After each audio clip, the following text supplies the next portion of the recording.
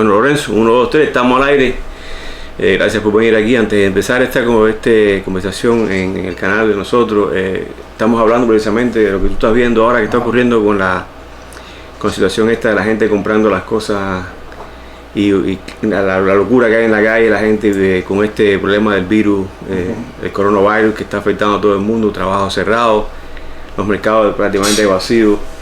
Y hay que decir que hay razón para tener miedo porque el virus mata a una velocidad y el virus es muy contagioso y es muy peligroso, pero realmente digo que no esperaba una reacción así tan grande como he visto ahora. ¿Qué tú crees de eso?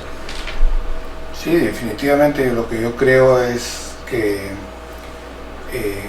muchas veces la reacción del ser humano es la que genera el nivel del problema, más que el problema en sí mismo.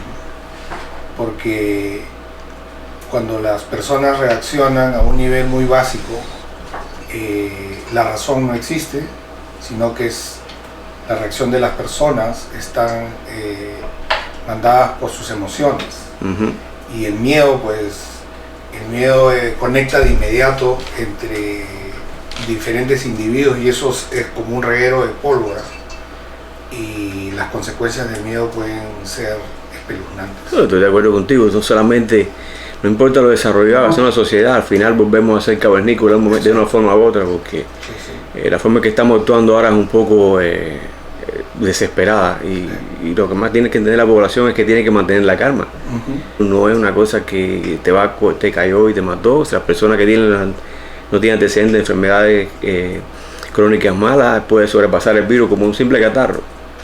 O sea, y esperamos que toda esta oleada de gente, la locura que hay en la sociedad se controle dentro de los próximos días y vuelva a toda la normalidad. Esperamos que eso pase. Ojalá así sea, porque la situación en realidad es compleja, reitero, por la reacción de las personas. Y en esa reacción de las personas se cuenta también la reacción de las autoridades. Al final del día, las autoridades también tienen que controlar la sociedad de una forma o la otra. Claro. Y la economía se ve afectada también grandemente en un país con desbalance que hay entre la demanda y la oferta, y la demanda se estabiliza completamente. Hay más demanda que oferta porque nadie está preparado para que todo el mundo saque a las calles y compre en un solo golpe muchas cantidades de productos. No, sin duda una situación caótica es eso, justamente es caos, es de gobierno, no hay un norte y esperemos que el periodo de tiempo que dure esa situación de caos sea el menor posible, porque mientras más se extienda el caos, las consecuencias serán peores. Seguro. Lo que queda es nada más que esperar a que pasen unos días a ver qué proceso de contagio tiene este virus, hasta qué nivel afecta a la sociedad que nos rodea a nosotros de una forma cotidianamente, como las personas del trabajo, el vecindario, la misma familia. Pero yo estoy positivo, creo que todo va a pasar, todo va a salir adelante, todos vamos a salir adelante y vamos a volvernos a reconstruir como sociedad y volver a como éramos hace unas 24 horas atrás. Si hablamos de la reacción de los seres humanos, ayer alguien me contaba que un médico en el Perú, se resistía, tenía los síntomas, había estado expuesto a una persona que había sido declarada con el virus, pero él, por alguna razón que nadie entiende, se resistía a dejar de asistir a su centro de labores. Entonces los compañeros del hospital donde él trabaja le exigían que se vaya del hospital. Y el tipo se resistió, se atrincheró en el hospital y dijo, no, yo de acá nadie me saca. Ha tenido que venir la fuerza pública y llevárselo a la fuerza para que el tipo finalmente salga del hospital. Entonces la gente se sorprendía cómo un profesional de la salud puede tomar una actitud de esas características. Entonces hay reacciones de ese tipo y de otro tipo que uno no entiende y de nuevo yo creo que la explicación es el miedo, ¿no es cierto? Esa sensación de no saber qué hacer en una situación compleja y tu reacción en realidad puede ser cualquiera, ¿no? Y que lo que no entiendo, lo que no se logra todavía entender es que, bueno, es verdad que una pandemia es una cosa que no es común que pase. No, Se lleva muchos años hablando de que en algún momento iba a existir esta condición, iba a haber una pandemia que iba a afectar al mundo entero como sociedad, y más en este mundo globalizado, donde las cosas que suceden en China hoy están aquí mañana, o las cosas que suceden en Italia hace unas horas están aquí 2 horas después. La conexión que han traído las redes sociales, que también han ayudado mucho positivamente en las redes sociales al transmitir las noticias estas que los medios de comunicación de los países demoran en hacerlo. Incluso ese fue el método que usó el doctor chino que murió. Comunicarse con sus colegas y decirle, mira, hay un virus nuevo que no parece ser el mismo, el SARS, que era el que anteriormente estaban tratando en China, y que es otro virus que tiene características de neumonía y que afecta a los pulmones en las personas de edad avanzada. Entonces las redes sociales contribuyeron en eso, porque este hombre tuvo la posibilidad de comunicarse entre varias personas en un país donde la comunicación es controlada por el gobierno, donde tú no puedes decir nada. Entonces, a tal extremo que el gobierno tuvo que aceptar la realidad de lo que estaba pasando en las calles de China. Y por eso es que ahora, con atraso, pero siempre debería que no tanto atraso como para no prevenir y no crear medidas en otros países para evitar que esta pandemia se extienda o que el virus se extienda, pero te demuestra que lo importante que es estar conectados entre nosotros como seres humanos individualmente, entre familias que están en el Perú, en otros países del mundo, y otras familias que emigraron por ciertas razones y están lejos. Esa comunicación es muy importante porque nos mantiene al tanto de todo lo que pasa en diferentes sociedades a específicos momentos. Yo creo que si seguimos usando la distribución de los medios de comunicación a través de las redes sociales, siempre y cuando se haga con una finalidad buena, una finalidad que no sea engañar y desdiversar los hechos, es válido hasta ahora. No, sin duda. Yo creo que de lo que tú has dicho hay varios temas que habría que separarlos para poder hacer un mejor uso de eso. Por ejemplo, pandemia. El término de pandemia hace referencia a la extensión de la enfermedad, al número de casos y a cuán incontrolable es la expansión de la enfermedad en el mundo, pero no a la gravedad de la enfermedad. O sea, una situación pandémica no es una situación compleja desde el punto de vista médico, sino es desde el punto de vista de control social de la pandemia. Entonces, muchas veces la gente escucha pandemia y cree que todo esto es el fin del mundo y que ni bien te controles vas a caer muerto de inmediato. Y eso no es así. Es probable que se habla que en los Estados Unidos hay una posibilidad de infección del 33% de la población. 1/3 de la población americana va a estar en los próximos meses infectada por el virus. No quiere decir que 1/3 de la población de los Estados Unidos vaya a morir.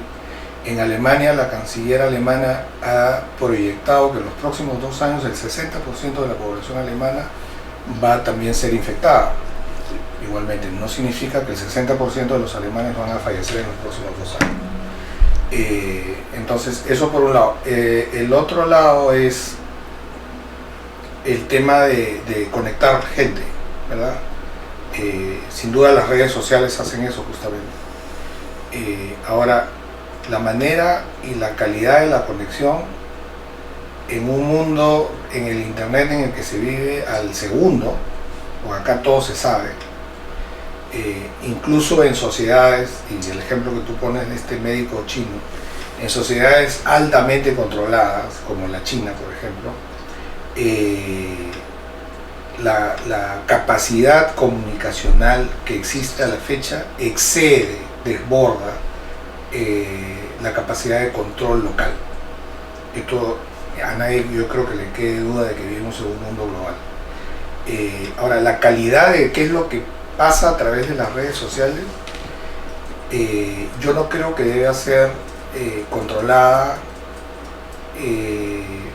bajo ciertos parámetros, porque entonces ahí se perdería la calidad de la información. en términos de que las personas no serían libres de decir lo que tienen que decir, sino que tendrían que ajustarse a los parámetros que alguien se los va a poner. Y eso es lo contrario de lo que significa la democracia en esta parte del mundo. Ahora, si nos gusta o no nos gusta, depende justamente de eso, depende del background cultural que uno tenga, ¿verdad? Cosas que en Cuba son normales, en Perú quizás no lo son y viceversa. Y entonces la clave en esos casos es, yo creo, dos factores importantes. Uno, la tolerancia, porque el hecho de que yo no sepa lo que pasa en tu lugar o tú en el mío, no significa que lo mío sea mejor que lo tuyo y lo tuyo mejor que lo mío, necesariamente. Entonces sí hay que tener un grado de tolerancia que permita aceptar que la otra persona es distinta. Y el otro cosa importante es que haya un imperio de la ley, porque yo puedo tener mi manera de pensar y tú la tuya, pero sobre nosotros tiene que haber un marco legal que no permita que yo me desborde ni tú hagas lo propio. Claro. ¿Verdad? Entonces, bajo esos parámetros,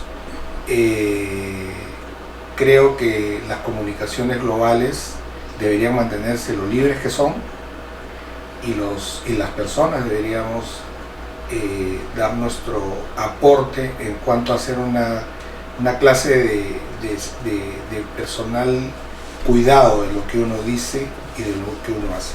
Claro, el concepto de libertad de expresión es muy amplio. Cada sociedad, cada gobierno, independientemente, ellos evalúan lo que ellos consideran libertad de expresión y lo que no consideran libertad de expresión.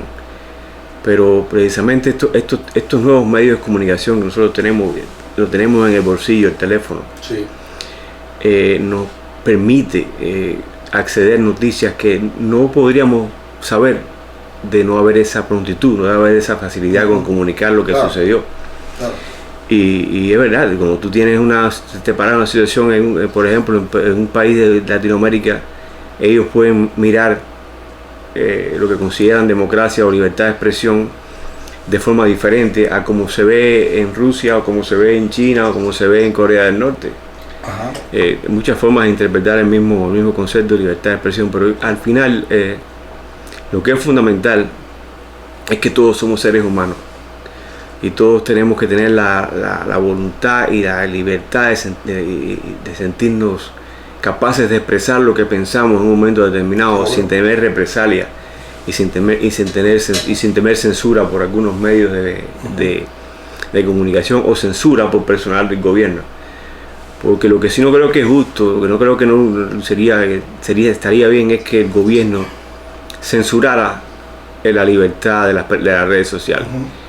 Yo te diría que el gobierno tiene que mantenerse a un lado de este problema en las redes sociales, sea la implicación que traiga. Desde luego, las redes sociales son tan influyentes que pueden cambiar una elección en cualquier país del mundo, no solo en los Estados Unidos. Lo puede hacer en cualquier país de América. Incluso las manifestaciones que estamos viendo que están ocurriendo ahora en los países de Sudamérica, como Chile, por poner un ejemplo, Bolivia, todas se deben a este auge que ha habido en las redes sociales, esta comunicación entre personas. La gente puede ponerse de acuerdo en más corto tiempo. Ya no hay que estar movilizando carros ni automóviles, viajar a las diferentes ciudades. Tú lo puedes hacer sentado en la sala de tu casa, solamente tocar un botón en el teléfono y ya decir lo que está pasando en la casa tuya, en la casa de al lado o en la esquina de tu pueblo, y ver qué son las cosas, creo que son las cosas que se pueden hacer para lograr un consenso y luchar por una idea que pueda avanzar el proceso democrático dentro de un país o el proceso electoral dentro de un país. Eso es muy importante. Yo creo que no se debe pasar por alto. Hay un asunto clave en el tema de social media, que es quién es responsable de qué. En el tema de periodismo, por ejemplo, se exige al medio que publica una nota periodística que identifique al autor de la nota. ¿Por qué? Porque ese autor de la nota y el medio que se lo publica finalmente tienen una responsabilidad legal de las cosas que se dicen en esa entrega periodística. Entonces el profesional del periodismo cuida mucho las cosas que dice y en los términos que los dice. Porque tiene su nombre junto con la noticia. Está firmado. Claro.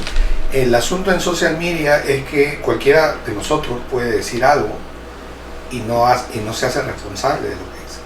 Muchas veces tu presencia en social media es una presencia que dista de tu persona natural.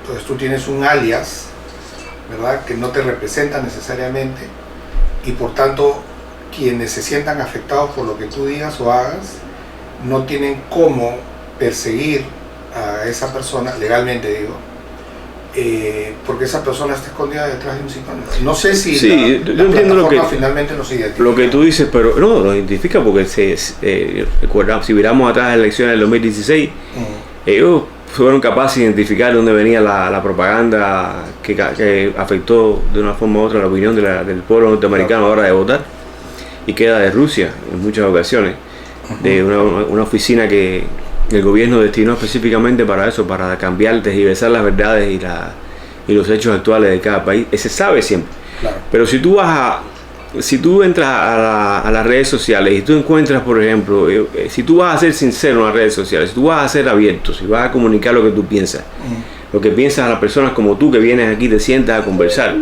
no puedes estar usando seudónimos, no es correcto, porque entonces estás ocultando tu identidad.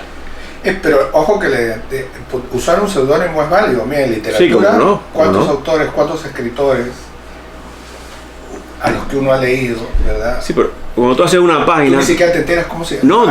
Tú puedes hacer una página como esta, que tiene un nombre que no te dice nada, prácticamente tú ves el nombre de la página y tú no te llama, no te dice nada, no te orienta sobre quiénes son las personas que están hablando. Pero cuando se crea esa página, en el sitio que tú la creas, los registros de ese sitio sí te piden por datos oficiales. O sea que si una persona tiene alguna pregunta, alguna duda, quién creó la página, la persona que está detrás de todo este movimiento, ellos pueden ir directamente a la ficha tuya que tú creaste cuando creaste la página, buscar tu información con tu correo electrónico, tu dirección de la casa y toda la información que necesites para si algo pasa o tú te excedes en tus críticas o algo. Ahora, o creas algún problema. Te digo algo, yo no sé cómo es la legislación acá en los Estados Unidos acerca de aquello. Lo que sí te puedo decir es, por ejemplo, hubo un shooting en California hace 2 o 3 años de este tipo que hizo esa masacre lamentable. Este tipo tenía un iPhone, ¿verdad? Entonces, él, no sé si él se suicidó o lo mataron las fuerzas del orden. La cosa es que recuperaron su iPhone. El iPhone está cerrado cuando lo recuperaron, encriptado. Apple se enorgullece de que cuida la privacidad de sus usuarios. Un juez federal le ordenó a Apple que desencriptara ese teléfono y Apple se negó a hacerlo. Ojo, un juez federal hizo eso. Entonces el gobierno americano tuvo que contratar un hacker para poder romper el código de encriptación de ese teléfono y acceder a ese teléfono. Sí, no. Eso es otro tema interesante que se podría hablar en otra ocasión si quiero. Podríamos extenderlo aquí un poquito más también, pero las limitaciones con estas compañías tan poderosas que controlan los medios sociales, claro, tienen una serie de libertades que fueron impuestas en los años 90 cuando fueron creadas estas compañías de tecnológicas para que pudieran desarrollar sus negocios, etcétera, etcétera, que tenían una separación total del control del gobierno de los Estados Unidos en este caso. Yo creo que eso sí se debe haber un cambio en eso. Sin duda. Porque si alguna persona que usó una de estas plataformas sociales para cometer un acto terrorista o para atentar contra la vida de otra persona, claro, o incluso en actos mismos criminales que se han visto, que han filmado el acto criminal, lo han puesto en vivo, ahí tiene que haber una limitación. Sí, claro. Tiene que haber un freno, tiene que haber un mecanismo que tú puedas controlar que esa información salga a la luz pública. Y yo sé que estas compañías compañías tecnológicas como las que controlan las redes sociales más importantes de este país están buscando un método con inteligencia artificial para crear un algoritmo, crear algo que prevenga que eso pase.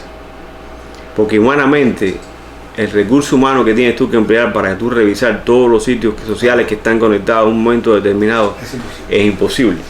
Pero una inteligencia artificial que tiene la facilidad de controlar cientos de millones de redes de acceso a redes sociales en menos de un segundo, sí puede hacerlo. Claro. Y yo estaba viendo una entrevista que le hicieron al CEO de Twitter, y él estaba explicando eso mismo, que es muy difícil acceder, siempre va a pasar algo, siempre va a pasar un tweet con alguna alguna frase racista o alguna frase que no esté acorde a la política o a la póliza de la compañía. Sí, igual. Si haces una cosa buena que tiene un keyword que está en una lista de palabras prohibidas, por mucho que sea buena tu información y contiene ese keyword, porque acuérdate, inteligencia artificial es lo que tú dices, es un programa de computación que le dicen, si lees esta palabra, bloquea, y es así como corre el programa de computación.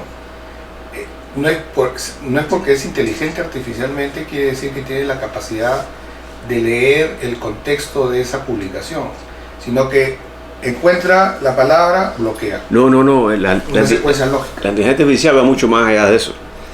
La inteligencia artificial, la programación es autónoma. O sea, la misma máquina crea su propio código. Y ese código crece con datos, con información.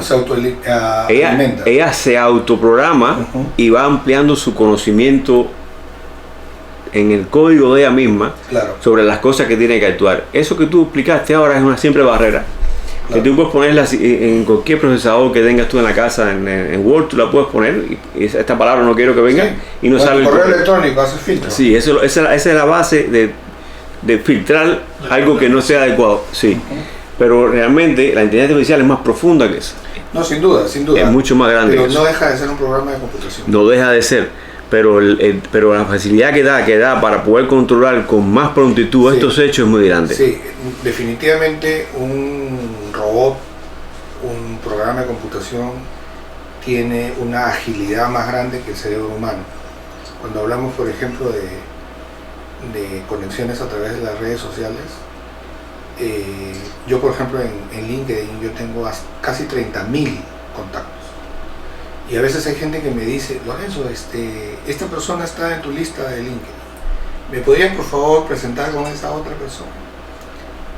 Y yo lo tengo en mi lista de contactos. Y no sabes que lo tenía, no te acordabas que lo tenías. No me acuerdo que lo tenía ahí. Entonces yo tengo que ir, revisar y regresar con lo que corresponda.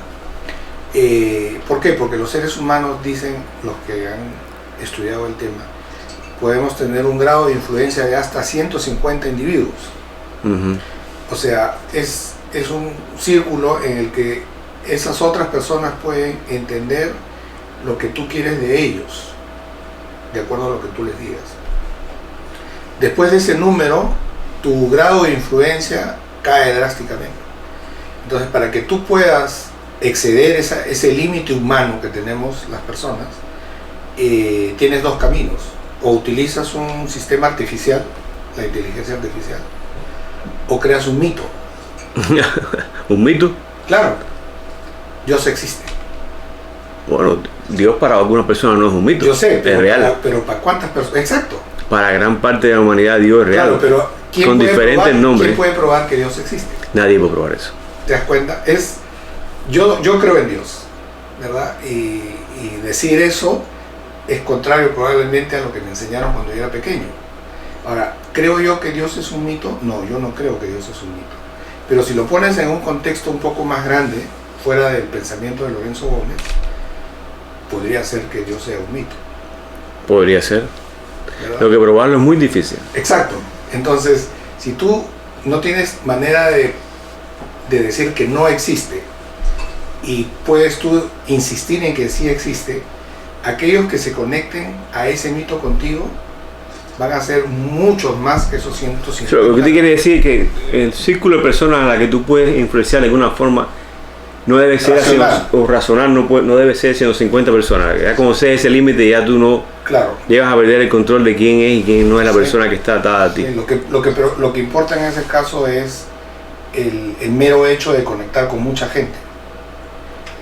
Eso yo lo leí en un libro que se llama Homo Deus, escrito por eso me rompió a mí los esquemas, porque el escritor es judío.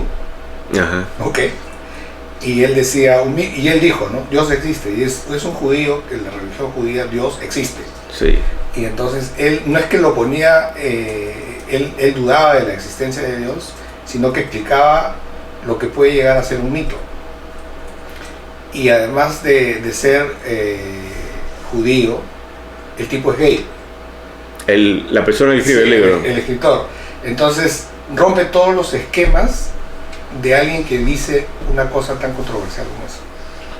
Eso es lo que me llama la atención, de tú poder hablar libremente de lo que tú piensas.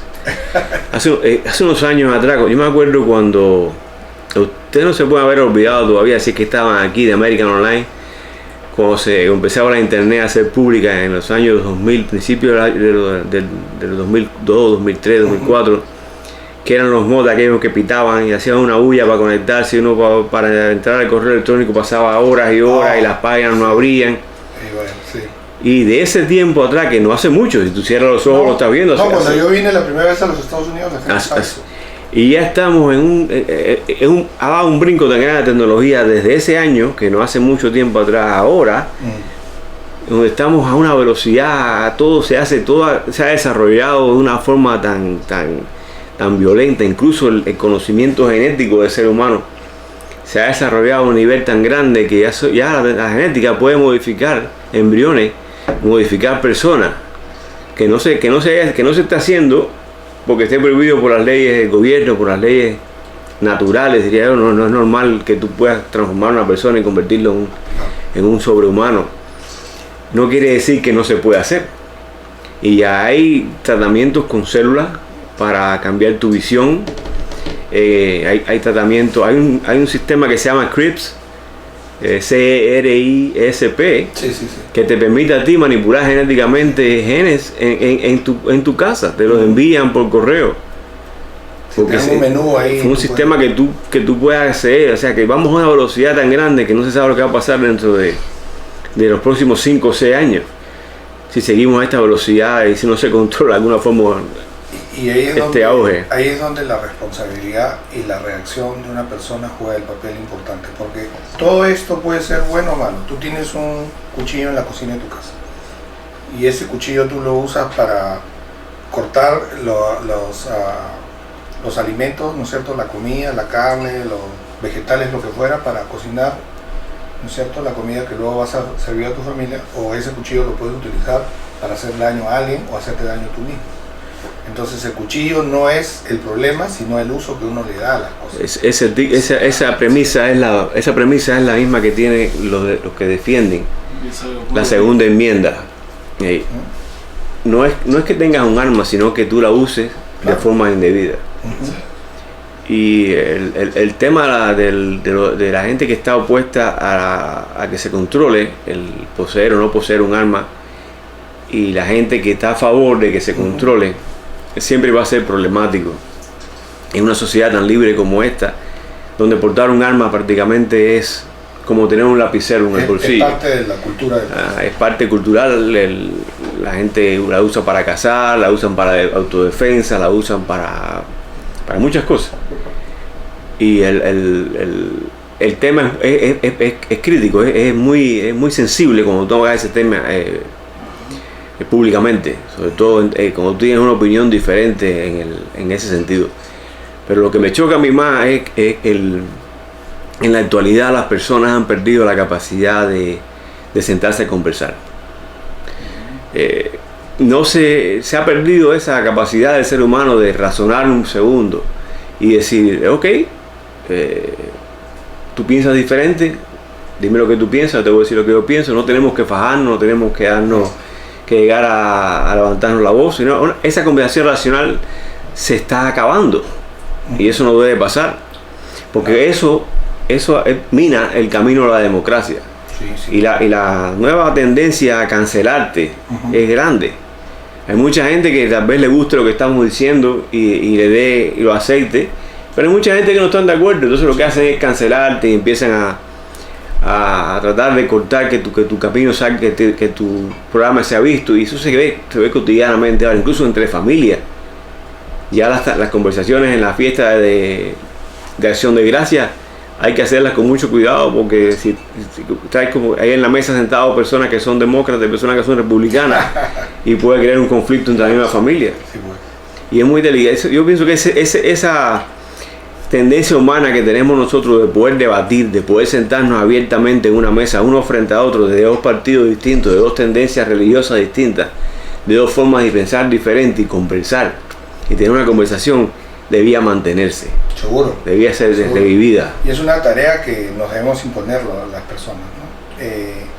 Porque nadie va a venir a decirnos como niños pequeños, oye, compórtate bien, sé empático con los demás, sé tolerante con los demás.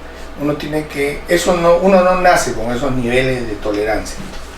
Eso es, digamos, una cuestión que uno va adquiriendo en la sociedad en la que uno se desarrolla, siendo el hogar la primera célula. Eso se aprende, ¿está bien? Luego, claro. Todas esas cosas Claro que se aprende. Y entonces las personas necesitamos ejercitar esas capacidades, ser conscientes de que eso no es parte de nuestro background cultural desde pequeños, y tenemos que ir aumentando esas capacidades para poder hacerlo. Y en ese contexto, al inicio hablábamos de la reacción de las personas ante una pandemia. Ahora sí, yo creo que se podría entender fácilmente por qué la gente salió tan desbocada a comprar cosas que no necesitan en el corto plazo, porque le da rienda suelta a su reacción emocional y deja de lado la razón para poder satisfacer aquello que en un estado de crisis creen que es lo que los va a poner a salvo. ¿Tú crees que esa reacción de las personas ahorita ante esa pandemia se debe a una mala información colectiva? Es una serie de cosas, ¿no? Sin duda. También es egoísta. Sin duda los medios de comunicación tienen gran influencia en todas las reacciones que crean en la sociedad. Ese ansia de vender el producto que ellos tienen lo lleva a sobreponer sus instintos como personas normales, racionales, a este instinto de la persona que quiere vender y quiere hacer su canal el más importante. Entonces tiene siempre la noticia, la agranda un poco, la distorsiona un poco y crea esa confusión entre las personas. No estoy diciendo que no tiene importancia el tener conocimiento de lo que es de lo que está pasando actualmente y la importancia que el virus no siga expandiéndose. Claro. No estoy diciendo que mucha culpa de esta reacción que hemos visto ahora en los mercados, la reacción de la gente, es los medios de comunicación que han exacerbado eso en la población. Seguro. Por eso la pregunta es, porque tú no puedes controlar la reacción de los demás. No. ¿Verdad? Y, a ver, sí lo puedes hacer, pero ya dijimos que o vas a tener hasta 150 personas si usas la razón y le explicas a la gente, mira, en realidad, 150. O haces un mito distinto y te aprovechas de las circunstancias, ¿verdad? Tú vendes papel higiénico porque fuiste a Walmart y te compraste todo el papel higiénico que cuesta $2 y tú ahora lo puedes vender a $20. Bueno, eso es lo que están haciendo precisamente gente en Amazon. Están comprando estos productos, claro, los están guardando y los están sacando en Amazon a precio de exacto, irracional. Pero eso es la reacción que uno tiene que preguntarse, ¿cuál es mi reacción? Yo ayer anoche fui a Target y vimos los estantes vacíos y mi mujer me dice esto, y me dice, ¿qué vamos a hacer? ¿Tenemos en casa lo que necesitamos? Sí, bueno, hoy no vamos a hacer nada. ¿A qué tú viniste? No vine a comprar, compré lo que viniste a comprar y nos vamos. ¿Y te vas? Y me dijo, bueno, pero ¿estás seguro? Pero si no hay lo que tú estás buscando. Si no hay, ¿qué vas a hacer? Y gracias a Dios tenemos en casa, entonces el día de hoy estamos cubiertos.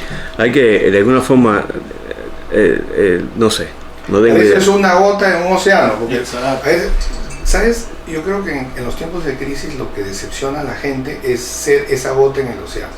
Porque tú te sientes aislado, dices, yo soy el único que piensa de esta manera. No, es una teoría psicológica para eso, yo no me acuerdo cómo se llama, pero hay una teoría que especifica, hay incluso pruebas que se han hecho con personas en un grupo, que sientan un grupo de personas con 5 o 6 personas juntas, las 4 personas restantes mienten y tú dices la verdad, entonces cuando estás viendo que las otras personas mienten, tú eres capaz de cambiar tu verdad y decir, no, verdad, yo vi lo que no viste. Exacto. O sea que eso existe realmente y esta teoría también que es el miedo en masa, cuando tú estás en un lugar, por ejemplo, cerrado, un lugar donde hay una cierta conglomeración de personas, tú dices pistola o una bomba y todo el mundo sale corriendo. Hemos visto mucho. Y nadie la ha visto lo que hay. Y la gente muere pisoteada por otras personas en los empujones. Son las muertes, sin embargo, fue una broma o fue una malinterpretación de los hechos que estaban ocurriendo ahí. Por eso yo creo que uno también en alguna medida tiene que trabajar mucho en su autoestima, ¿no? Uh-huh. Porque sí es cierto que no todo lo que tú piensas lo puedes sostener. Estamos hablando de tolerancia, entonces para que tu autoestima esté sana tienes que estar dispuesto a aceptar de que lo que tú piensas probablemente no sea correcto. Yo creo que dijiste lo correcto y sobre todo tolerancia. Claro. Hay que tolerar diferentes formas de opinión. Ajá. Hay que tolerar diferentes formas de expresión, de comunicación. Hay que ser bien flexible. Y eso se adquiere. Es una técnica que se aprende practicándola. Por supuesto. No es una cosa que se nace con ella. Pero también es algo que se adquiere y depende del núcleo donde uno ha crecido también. Claro. Si uno se ha desarrollado y crece en un núcleo, en un hogar donde ha sido abusado, donde no lo respetan, no existe el respeto ni valores, esa persona crece con una autoestima cero. Sí, no, sin duda el entorno social sin duda tiene una incidencia en la vida de la persona, pero lo que yo siempre reclamo al individuo es tomar responsabilidad de sí mismo. Porque si no vamos a decir, no, las pistolas son las que matan. No, pero todo eso los que matan son el que mata es el hombre, el que usa la pistola. Se aprende en casa. Yo sé, la raíz de, yo sé, pero mi punto es este. Mi punto es este. Tratemos en lo posible de ser responsables de lo nuestro, para bien o para mal. Las redes sociales no son las que contaminan la información en el mundo. Somos las personas que estamos detrás de un computador, de un teléfono inteligente, quienes esparcimos alguna clase de información, buena o mala. Uh-huh. Las armas de fuego no matan, son las personas que empuñan un arma y que hacen un mal uso de esa arma las que le quitan la vida a una persona inocente. Pero ¿a dónde se aprende eso? En casa. Y lamentablemente en casa ahora eso no existe. Pero si tú te pones a ver en las controversias que hay, por ejemplo, en estos dos aspectos, acá en los Estados Unidos, ¿no? el asunto de usar armas o el tema de redes sociales, tienen una connotación para mucha gente negativa porque se les atribuye responsabilidades que en ambos casos no tienen. Tú no puedes llevar a una AKM delante de un juez a que la condene por haber matado a un grupo de gente. No puedes hacerlo. Pero yo no estoy de acuerdo con eso de que todo se aprende en casa. Cuando uno es joven, las mayores influencias que uno tiene cuando está en la edad de la high school, cuando tiene 14, 15 años, uno las adquiere con las personas que más cercanas están a tú. ¿Y quiénes son? Son tus amigos. Sí, pues. Son las personas con las que tú te juntas y sales a una fiesta. Y con las que te juntas y sales a buscar novia. Esas son las personas que más influencian en ese momento tu vida. Claro. Y si uno es padre, sabe que los hijos están influenciados en gran porción por esas personas que están en ese círculo cercano a él en ese momento. Incluso en las escuelas, los maestros son capaces también de influenciar la forma política, la forma de pensar que tiene un muchacho en la escuela. Si esas tendencias, si es así, dejamos que esa polarización entre a esos medios de enseñanza, estamos creando una sociedad de una sola opinión, y eso es lo que no se puede permitir. Tiene que haber varias opiniones para que sea una sociedad libre y democrática. Porque si no hay opinión, si no hay crecimiento, si tú no eres capaz de decir una idea y que la gente que esté la persona que estén alrededor tuya las puedan debatir, no discutir o crear o crear un conflicto de esa opinión, si no existe eso, se pierde la discordia, se crea la discordia social. Claro. Y eso es lo que no puede pasar. Sí. Oye, tengo la boca seca, dame un trago de whisky, chico, para mí, para Lorenzo, por favor. Ahí está. Sí, a probar la conversación. Canta y toca, se le seca la garganta, dice. Y Y este trago es cortesía de... Cortesía mía, de mi colección. Maestro, disculpe la... Gracias, hermano. Gracias, Lorenzo. Salud. Tome para que afloje un poco la lengua. Dios mío, qué rico. Ese es un té fermentado, ¿no? ¿El qué? Un té fermentado. Un té fermentado con alcohol. Ajá, qué rico. ¿Cuántos años de añejamiento tiene ese? Y tengo idea, es un Maker Mark que compré ayer en el mercado, que lo agarré, pero está bien rico, está bien bueno. Este otro tema que yo estaba viendo que tú y yo hablamos antes de sentarnos aquí a conversar, y que tú tenías opiniones sobre eso también, que fue el problema de la emigración. Disculpen, la emigración en masa, como se está viendo ahora, por ejemplo, que está influyendo en la economía en Perú, que es tu país nativo, cómo está afectando la vida, el desenvolvimiento social en las calles de Perú, con esa gran cantidad de venezolanos que, por desgracia y por las necesidades que han encontrado en su país, han ido hacia Perú buscando una solución a su problema y en busca de ayuda mayormente. Esas personas no van a crear problemas realmente. Yo pienso que ellos van a buscar ayuda, a que le creen un método, a buscar un método para poder sobrevivir y sustentar a las familias que ellos mantienen. Está bien, tú sabes algo de eso, tienes alguna información. Sí, claro, por supuesto. Es más, me he enfrascado en varias conversaciones al respecto con gente que vive en el Perú, porque el tema de inmigración yo lo planteo desde dos perspectivas. El número uno es que la inmigración, o sea, el ser humano es un ser errante por naturaleza. El planeta se puebla de esa manera.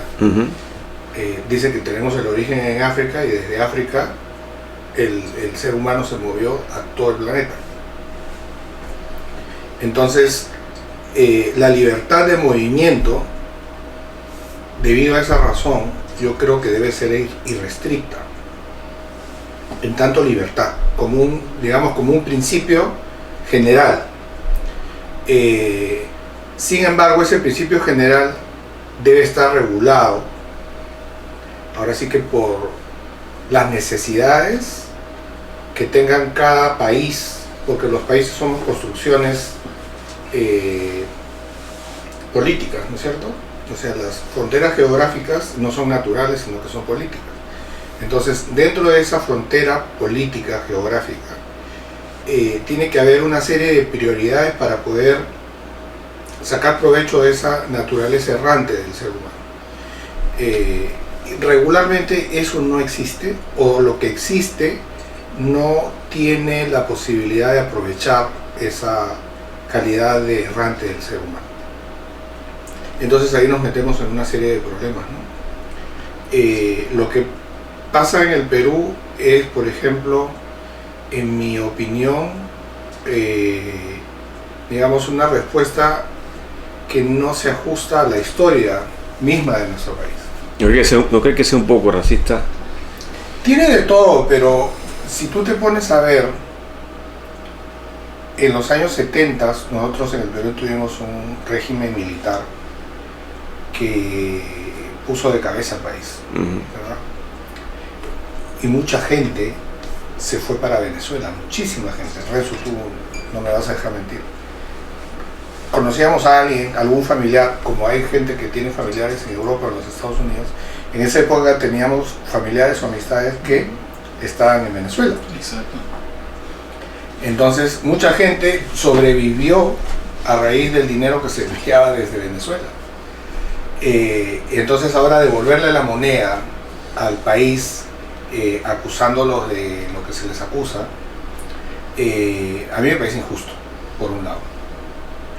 Ahora es cierto que la inmigración que no tiene un control, ¿verdad? Y eso es particularmente distinto porque es una crisis también. Exacto. O sea, no es la inmigración, el problema de inmigración que tenemos en los Estados Unidos, ¿verdad? O sea, México no está instando, la realidad de México no insta que a su gente venga a poblar los Estados Unidos. En el caso de Venezuela, la realidad de ellos es una realidad inaceptable. Es un éxodo. Exacto. Mira, yo estaba viendo, búscalo y ver si lo encontramos, Renzo, unas declaraciones que hizo una funcionaria del gobierno de Perú sobre la inmigración masiva esta. Yo estaba ayer precisamente leyendo ese artículo. Yo creo que no reflejan lo que realmente es el peruano. Yo creo que el peruano tiene... Esa persona es una autoridad. Es una funcionaria del gobierno peruano. Yo creo que esa persona no refleja lo que es el pueblo realmente peruano. Yo creo que el pueblo peruano es un pueblo que tiene sentimientos mucho más profundos que esa opinión que esta mujer expresó. Ahora lo vamos a poner, lo voy a buscar ahí, lo vamos a poner en la pantalla para que lo puedas ver. Y esas expresiones, viendo de un funcionario del gobierno, tienden a confundir a la población que las ve y que las está viendo. Claro. Y hay que apelar a la humanidad del ser humano, a la bondad del peruano, a la bondad de esas personas, de poder asimilar esta emigración en masa, que yo sé que no es fácil para ningún gobierno enfrentar una emigración, un éxodo masivo, como bien decían ahorita. No es fácil porque todo cambia en el país. La economía se afectan los medios de salud, se afecta a todo. Tienes personas en la calle deambulando que no tienen trabajo, que no tienen un estatus político, un estatus migratorio reconocido todavía. Suena bastante común, ¿no? Suena bastante común. Algo que pasa acá en los Estados Unidos. Algo que pasa acá en los Estados Unidos. Pero esa reacción de esta funcionaria, no creo. Busque el artículo, no busque el video de YouTube, busque el artículo. Es un artículo de prensa que ella escribe. Te doy un dato. Que ella escribe. Ella escribe, sí, esa es una declaración que ella hace. Funcionaria. Sí. Hazlo en Google. Claro. No vayas a YouTube a buscar eso, búscalo en el Google. Si ella escribe, debe ser periodista, no debe ser. No, ella dijo, la funcionaria fue la que dijo eso. Yo te digo una cosa. Las autoridades en el Perú han ido mutando su discurso, como ha ido empeorando la inmigración venezolana en el Perú. En el inicio, las autoridades eran muy permisivas. Les daban la documentación. Pero es que son muchos también. Cuando esta cosa ha sido una cosa que se escapó del manejo y la reacción de las personas ha sido contraria, porque ya vinieron demasiada gente, empezó a haber problemas en cuanto al... Por ejemplo, una cosa que le dolió mucho al peruano de a pie es que se vea desplazado porque el venezolano estaba dispuesto a ganar mucho menos que un peruano, porque el venezolano tenía hambre y lo que quería era meterse algo en la boca. Y el peruano tenía hambre pero tenía que meterse en la boca.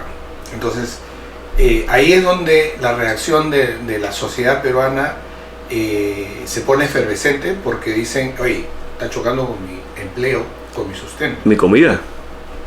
Entonces esa reacción hace de que las autoridades en el Perú cambien su reacción también. Porque al inicio todo el mundo era muy chévere venir, sí, el Perú siempre ha sido muy amigable con el extranjero, y es cierto, regularmente los peruanos somos así.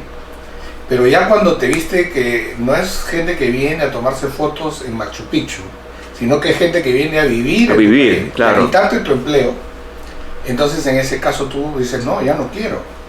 Y el gobierno, en lugar de haber tenido, digamos, una reacción más uniforme desde el inicio, porque para eso en el gobierno tú tienes gente que está monitoreando la geopolítica, ¿verdad? Y si tú sabes que vas a tener una explosión de esas características, vas tomando ciertas medidas. Pero lamentablemente, y lo digo como peruano, aunque a veces a mis compatriotas no les gusta que lo diga porque yo no vivo en el Perú hace 17 años, lo sigo diciendo porque me sigo considerando peruano, el gobierno, los dos últimos gobiernos, utilizan su poder basado en lo que dice la población, en lo que es popular, en qué es lo que va a darles a ellos un grado mayor de popularidad. No importa si eso es lo apropiado o no es lo apropiado. Lo que importa es cómo voy a salir yo beneficiado con el respaldo popular. Uh-huh. Y si decimos que la masa popular reacciona... El efecto económico de una emigración masiva es grande para un país en desarrollo como Perú, por ejemplo. Es grande. Las consecuencias que puede traer son grandes. Como gobierno es muy difícil. Claro.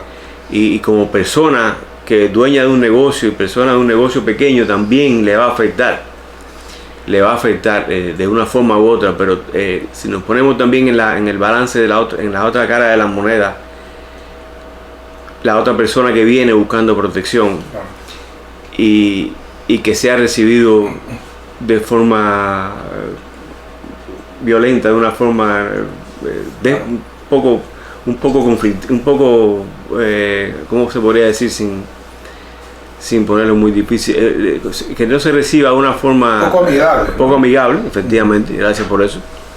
Le resulta muy difícil a ese venezolano también incrustarse en la sociedad. No, sin duda. Y hay que tener esas personas que emigran, que vienen con su familia en busca de una mejor oportunidad no tiene que ser no me estoy refiriendo específicamente a la migración de Venezuela y Perú. Me estoy refiriendo a cualquier emigración en masa del mundo. Esas personas vienen huyendo de algo y vienen en busca de una... Y todas vienen con un sentimiento honesto. Claro. Pero cuando llegan al lugar y no encuentran la posibilidad de trabajar, la posibilidad de alimentar a las personas que vienen con ellos, que dependen de ellos, es cuando se torna todo ese ambiente un poco más violento. Sin duda. Las personas recurren al robo, recurren a los ataques, recurren al saqueo. Porque ya estamos hablando de sobrevivencia de esas personas también. Sí, no, pero es hablando en específico de la migración en Perú. Yo soy testigo de ello. Yo voy a Perú los últimos años seguido y he visto a primera mano la diferencia entre todas las migraciones. No, Perú es un país de inmigrantes. No, en Perú tenemos inmigrantes chinos, japoneses, italianos, alemanes. No, es una combinación de culturas el Perú. No, de españoles. No, en los 70 igualito. Perú tuvo, cuando se abrieron el gobierno militar, soltó las cárceles y mandaron a todos los criminales, a la gente de mal vivir, acá de los Estados Unidos, algunos a Australia. Y vinieron, ¿no?, gente de no mal vivir, ¿no? Pero salieron adelante. Igualito peruanos fueron a Venezuela a sobrevivir, a hacer... Sí, pero salen adelante porque cuando llegan a ese lugar encuentran la posibilidad de salir adelante. Exacto, pero el problema de esta migración de Venezuela para el Perú, y no solamente al Perú, sino a Colombia... No, afectado a toda la parte sur de América. Es que como el problema con Venezuela es un éxodo, no es una migración normal, natural, convencional. Es un éxodo, la gente escapa de un gobierno horrible, donde no hay nada para vivir. La gente allá no vive, la gente sobrevive, ¿no? Y cómo se llama, la gente está escapando de ese infierno, y cómo se llama, esa migración es masiva, es un éxodo que todos los países tienen un límite, ¿no? Todos los países tienen que ver la capacidad que tienen para soportar eso. Sí, eso es prácticamente incontrolable porque tú no hay forma que tú puedas precisar cuántas personas van a emigrar en un cierto momento. Y eso desestabiliza todos los sistemas que operan en la sociedad en ese momento. La economía sufre un gran golpe con eso. Igual pasó cuando hubo la emigración de los países de Medio Oriente hacia los países europeos. Creó el mismo problema. No es muy fácil asimilar en ningún país con la economía que tenga, asimilar el sexo masivo de personas buscando una oportunidad. Claro, pero en un mundo como el que tenemos ahora, tener reacciones de ese tipo en el que sí, xenofóbicas. A mí me parece que es inaceptable por una razón fundamental. Estamos hipercomunicados. O sea, podríamos tener cierto grado de precaución ante un evento de esas características. Porque una crisis como la de Venezuela no es que ocurrió el año pasado. No, eso no ocurre de un día para otro. Por supuesto. Entonces, los países limítrofes no tenían ningún grado de preparación. Ni tienen preparación ni culpa por lo que esté pasando en Venezuela. No, exacto. Entonces, en un mundo global, y ahora que tú dices de lo que ha pasado en el Medio Oriente y en África con Europa, es la misma historia. Esos problemas que tienen en esa parte del mundo no se crearon un día antes y de ahí decidieron gente de Siria o del norte de África inundar Italia o Alemania o irse hasta el norte de Europa. Eso ha sido una cosa que se ha ido creando de a pocos y que en algún momento iba a tener que decantar de esa manera o de otra peor. Entonces es importante que el mundo entienda que número uno, las personas se mueven en el mundo, y número dos, el mundo necesita tener un marco que aproveche, porque yo creo que la palabra clave aquí es aprovechar esa condición natural del ser humano. Porque sí es cierto que las personas, los países, las organizaciones necesitamos en un grado distinto del foráneo, por múltiples razones. No hay una sola razón que sustente eso, pero la palabra clave de nuevo creo que es aprovechar eso. Yo necesito mano de obra para hacer tal cosa y la que tengo no es suficiente. Claro. Entonces tengo una referencia. Eso es lo que yo acá en los Estados Unidos le reclamo al país que ahora es mi país. O sea, el país necesita la inmigración y tenemos que pensar en el país primero. O sea, sí necesitamos esta gente y necesitamos retenerlos. Los Estados Unidos tienen una tasa de impedir que los posgraduados de doctorales en las universidades americanas no se queden cuando son extranjeros.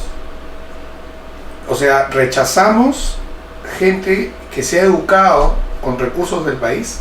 ¿Y cuál es el motivo? El sistema inmigratorio, la ley de inmigración hace de que sea muy complejo eso.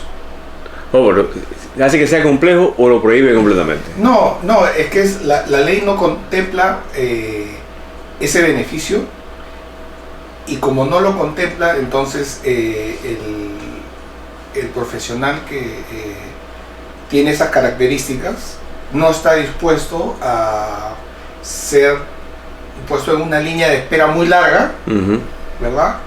Que no está acorde con su preparación académica en este caso. Entonces sí necesitamos una manera de poder aprovechar esa inversión que hace el país, porque de repente las universidades no las pagamos tú y yo directamente, sino que tienen un sistema del que ellos generan sus propios recursos, pero de todas maneras viven en un contexto donde todos participamos, todos estamos en este país. Así que de alguna manera nosotros también invertimos en ese tipo de recursos. Por lo tanto, sería justo de que el país se beneficie con ese tipo de recursos que ha sido fruto de nuestra inversión. No, sin duda, el sistema migratorio de ningún país es perfecto. No. Siempre te vas a encontrar cosas que no compaginan bien con la situación actual. Y hay muchas leyes en los países a nivel mundial, en todos los países, que todavía los sistemas migratorios, no solamente, sino todo sistema social y civil, se rige por leyes que se escribieron hace 60, 70, 100 años, incluso más, claro, con más antigüedad. Un contexto totalmente distinto. Y es muy difícil aplicar una ley que se creó en el año 1800 y tanto, basado en una situación que ocurrió en este año. Es muy difícil que esa ley se pueda aplicar en una situación que está ocurriendo en el año 2020. Claro. Pero el problema está en cambiar todo eso. Es tan difícil cambiar todo ese sistema de un solo golpe. Por eso es que hay gente que siempre va a sufrir, incluso en problemas migratorios va a sufrir la injusticia de estas leyes, Seguro. que no contemplan esas variantes que pueden ser, que son lógicas, Una fuerza de obra, una mano de obra calificada como un doctorado, un ingeniero, una persona que pueda aportar cosas positivas a este país no debe ser un obstáculo para que la migración sea con facilidad, pero sin embargo te encuentras estos obstáculos que se crearon para evitar cosas que sucedieron hace muchos años atrás y que no se han cambiado nunca. Y como dije, hace un proceso que debía cambiarse, pero lleva mucho más tiempo y más intervención de la sociedad como sociedad. Eso es muy importante porque hace un rato decíamos que a veces uno cuando dice cosas se siente aislado de los demás porque no tienes un eco, ¿verdad?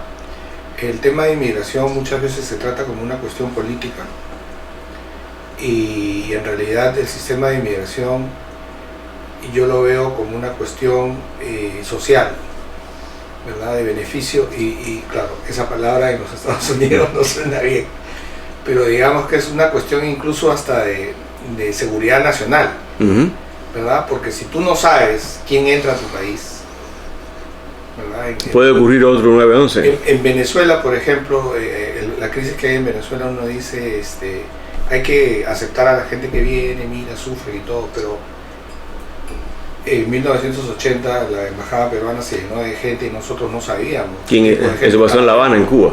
¿Te das cuenta? Entonces es muy importante también, no sé si el término es apropiado, pero filtrar. ¿Sabes que Perú siempre ha sido un pivote fundamental en la inmigración en los países latinoamericanos? Y ahora que tú mencionas ese hecho del año 1980 en la Embajada del Perú en La Habana, ese hecho creó un éxodo, y creó un éxodo de migración de cubanos, creó el Mariel hacia Miami. Y también se enfrentaron al mismo problema las autoridades del estado de Miami cuando tuvieron que recibir más de 100.000 cubanos que entraron por el Mariel en esa época. Exacto. Porque ese grupo de personas no es fácil ubicarlo, darle trabajo. Muchos tenían familiares que vivían aquí en Florida, pero muchos no. Claro. Y muchas de esas personas que venían en esa emigración, en ese éxodo migratorio del año 80, el gobierno cubano, siempre con una voluntad tan bondadoso, vació las cárceles, y dije eso con sarcasmo porque pasó realmente. Vació las cárceles de todos los delincuentes más peligrosos que tenía, los montó en los barcos y forzó a las personas que venían a buscar sus familiares desde Florida a llevárselos hasta la Florida. Si no, el barco no podía salir con sus familiares. Imagínate. Eso fue un hecho que ocurrió. Vació los hospitales de enfermos mentales. Mira. Hizo lo mismo con ellos, los sacó, los montó y los mandó a Estados Unidos. O sea que el gobierno cubano limpió la sociedad cubana y con eso la estabilizó por una tonga de años. Y eso mismo es realmente lo que está haciendo Venezuela. Es limpiando esas personas que no están de acuerdo con el sistema, cómo funciona, y dándole una excavatoria y dejándolos salir por la frontera, que se vayan a diferentes países para que no creen problemas en el interior de Venezuela, y el gobierno venezolano mantener el control sobre la sociedad que hay. Para castigar a sus oponentes en otros países que no están de acuerdo con ellos, ¿no? Es un tema complejo y que sería tema de una conversación posterior, con más tiempo. Sin duda, no es un tema. El tema, ese caso, la política y inmigración es un tema muy sensible. Pero lo que yo he notado en la sociedad, nosotros los hispanos, como hispanos, no tenemos esta voluntad de venir a conversar y hacer nuestra opinión oíble a toda la sociedad. Somos una sociedad que nos metemos en nuestro mismo mundo interior y no queremos a veces expresar, pues, tal vez por miedo, tal vez por pena o por falta de espacio. O por falta de espacio. No tenemos esta facilidad de crear ese vínculo que tenemos que crear, que nuestra voz sea oída. Claro. Y que las personas sean oídas de diferentes países, de diferentes nacionalidades, de diferentes culturas. Eso es una de las cosas que yo pondero mucho de social media, porque esto que nosotros este tipo de conversaciones que eran cosas inaccesibles para una persona en el pasado, porque solamente era posible en un medio masivo de comunicación, canal de televisión, una radio. Y ¿quién iba a invitar a Lorenzo Gómez a una charla en una radio en Syracuse, New York, en 1960 y pico? Nadie. ¿Te das cuenta? Entonces yo creo que social media justamente permite esa posibilidad. Puede ser que te escuche uno o puede ser que te escuche 1 millón. Ya esa audiencia no depende de ti, pero lo que hay que resaltar es la posibilidad de ser escuchado. Tienes posibilidad de que tu voz salga de algún lado y tu opinión sea escuchada. Y este es uno de los medios que estamos utilizando para eso, para que esa opinión sea pública, esa opinión de las personas que viven aquí, que han luchado para tener lo que tienen, que han trabajado tan fuerte para llegar a donde están, sea escuchada y sea oída. Porque a veces no se sabe el trabajo que pasa una persona para salir adelante en una sociedad como esta, culturalmente distinta a donde venimos todos, que es Centroamérica o la parte de Sudamérica. Y esta es una oportunidad que es para eso. Bueno, Lorenzo, hemos estado hablando aquí. ¿Qué tiempo llevamos hablando? Ya más de 1 hora, ya exactamente 1 hora y 6 minutos. Llevamos 1 hora y 6 minutos conversando. ¿Viste? 1 hora. Siempre, gracias por venir, Lorenzo, por estar y compartir este momento con nosotros. Y aquí estamos para lo que sea. La esposa llamando.